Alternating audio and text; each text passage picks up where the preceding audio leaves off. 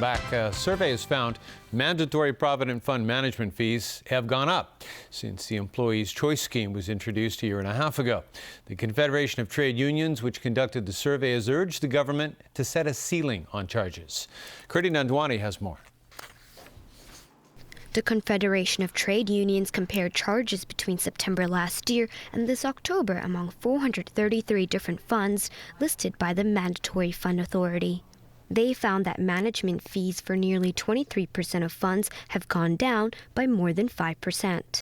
But fees for more than 23% have gone up. Of those, 11% have raised charges by more than 5%. They also found the administrative cost decreased the most for the Hong Kong Equity Fund Industry Scheme provided by the Bank of East Asia, while the highest administrative costs increased nearly 3 times more than last year for the Conservation Fund provided by Bank of Communications. The Confederation of Trade Unions blamed MPF providers for the high cost. The top 4 trustees have monopolized the MPF market. If they could to keep a high-level administration fee, then the government cannot help the employees to be past the level of charge. Therefore, the government should play a more active role to intervene into the MPF market. The Employee Choice Arrangement Scheme, which allows workers to transfer his or her contributions to another trustee, takes about 6 to 8 weeks. During this time, the group said employees are concerned of the speculation in the market. Until August, there were about 83,000 transfer funds applications. The low number of applications, the group said, reflected the ineffectiveness of the government's implementation of trying to reduce management cost. The concerned group urged the government to set a cap on the level of administrative fees MPF providers are allowed to charge and requested that the Hong Kong Monetary Authority also play a role as a public trustee to provide an alternative MPF option to employees. Kirti Nandwani, TVB News. The transgender marriage motion was presented at a Legislative Council meeting today where lawmaker Raymond Chan pushed for the legal recognition of transgender individuals. But the government said they will need to gain a deeper understanding before moving forward. Stephanie Choi reports. In addition to pushing for a speedy amendment to the Matrimonial Causes Ordinance and Marriage Ordinance, lawmaker Raymond Chan stressed the importance of having a Gender Recognition Ordinance, or GRO, as mandated by the Court of Final Appeal.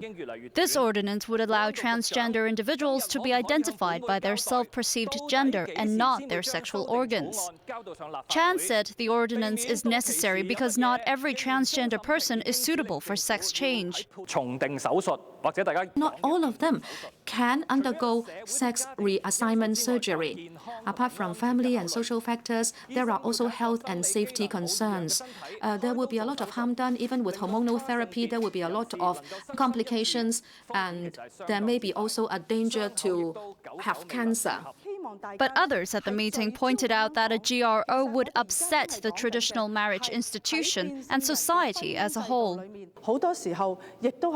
Family members and relatives to the transgender people find the experience very difficult to accept and painful.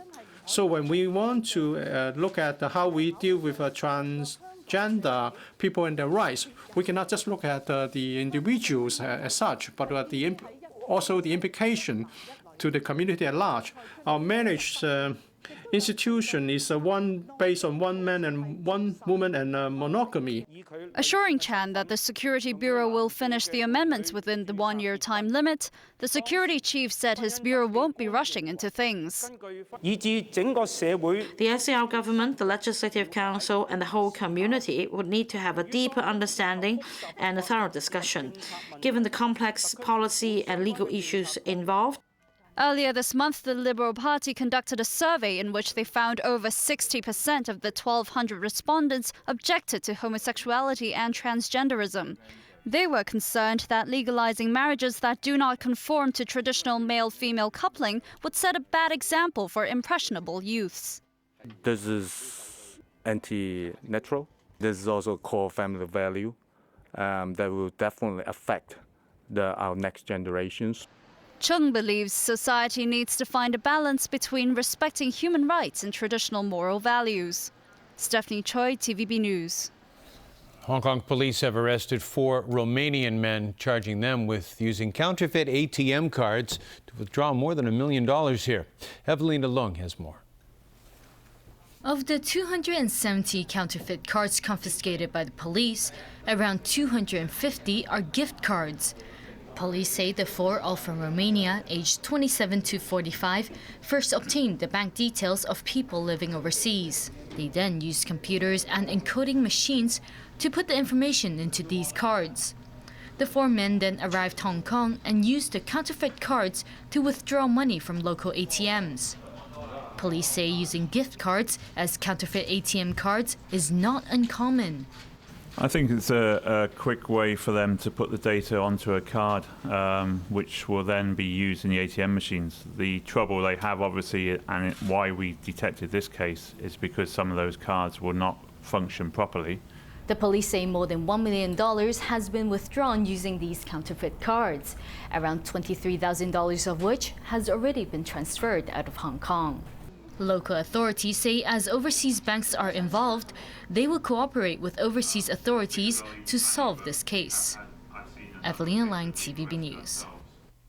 Israel freed 26 Palestinian prisoners early today as part of the deal that set in motion the current Israeli-Palestinian peace talks. Palestinian President Mahmoud Abbas was on hand at Ramallah to greet some of the freed prisoners as thousands gathered to celebrate. It is the second of 4 batches of prisoners that will be released under the deal brokered by U.S. Secretary of State John Kerry. Among the men freed were inmates convicted of killing Israelis before the beginning of the Israeli-Palestinian peace talks back in 1993. The release sparked anger among some in Israel, which is getting little in return, except for the opportunity to negotiate. A Bitcoin automated teller machine, said to be the first in the world, opened for business in a coffee shop in the Canadian city of Vancouver on Tuesday. The ATM converts Bitcoins, an increasingly popular online currency, into Canadian dollars or vice versa. It scans the palm of the customer before exchanging up to $3,000 worth of money for Bitcoins.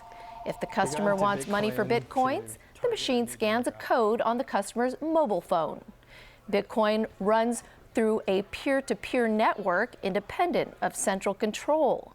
Supporters say Bitcoin offers faster speed, lower fraud risks, and increased privacy. Critics say the anonymity attracts drug traffickers and money laundering. All right, Chris, what do you have for us in sports today? Well, we've got the start of another season. This one, it's the NBA. It's back, and the defending champs, the Miami Heat, routed the Chicago Bulls 107-95. As Jameson Wong shows us, it was a special night for both teams. The Miami Heat celebrated their second NBA title, while the Chicago Bulls welcomed back a healthy Derrick Rose. First quarter, Rose gets stripped, turns into an easy bucket for the Heat the other way. Now Rose showing he's fully back from a knee injury, strong to the rack. The Heat were red hot in the second quarter, scoring 37 points. They were up at the break, 54-33. James put the move on Snow and scored. LeBron James led Miami with 17 points. He also had 8 assists and 6 rebounds. Chicago's Carlos Boozer scored a game-high 31 in the loss. Rose finished with 12 points and 4 assists.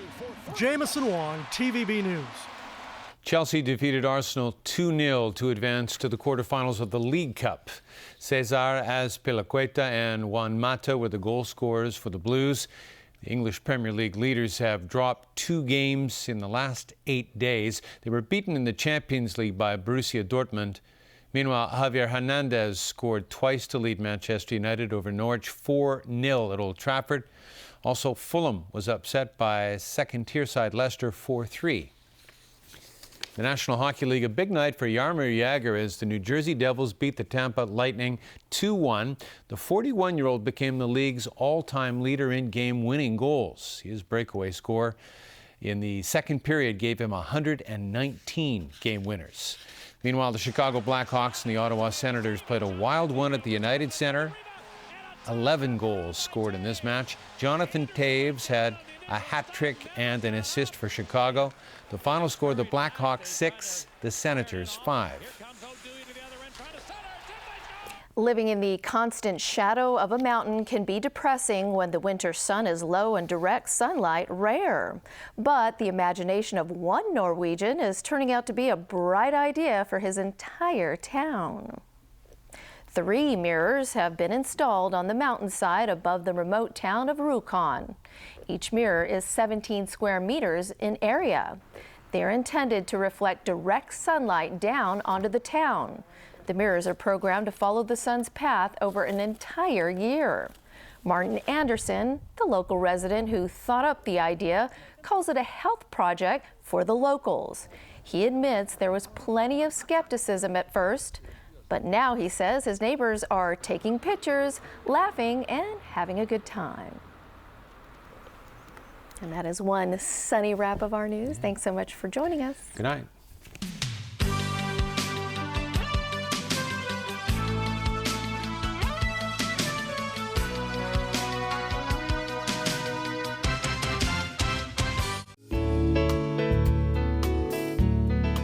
Good evening. The weather was mainly fine with plenty of sunshine. And as tonight's situation chart shows, Tropical Storm Crosser was centered about 790 kilometers east-northeast of Manila. It is forecast to move west or west-northwest at about 25 kilometers per hour in the general direction of Luzon. Today's temperatures ranged from 22.9 to 26.5 degrees, and the relative humidity was between 62 to 80%. Moderate easterly winds. The current temperature is now 23.9 degrees Celsius, with the relative humidity standing at 75%. So Freddie, how's the weather tomorrow?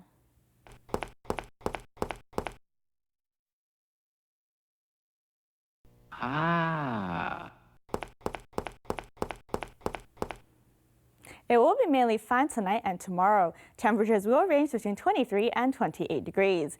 It will be mainly fine on Friday. Tomorrow's API is forecast at 30 to 100, and the pollution level will range from medium to high. And the maximum UV index forecast for tomorrow will be about 7. And here's the latest global weather update. Showers in Shanghai and Taipei, cloudy in Xiamen. Sunny in Guangzhou and Macau, cloudy in Chengdu. Cloudy in Beijing, sunny in Seoul and Tokyo. Showers in Bangkok, rain in Manila. Thunderstorms in Kuala Lumpur, Singapore and Jakarta. Bright in New Delhi, sunny in Karachi. Showers in Cairo. Bright in Brisbane, showers in Sydney and Melbourne. Rain in Toronto. Showers in Vancouver, sunny in San Francisco and Los Angeles. Cloudy in London and Paris, bright in Zurich. And that's the weather. Have a lovely evening.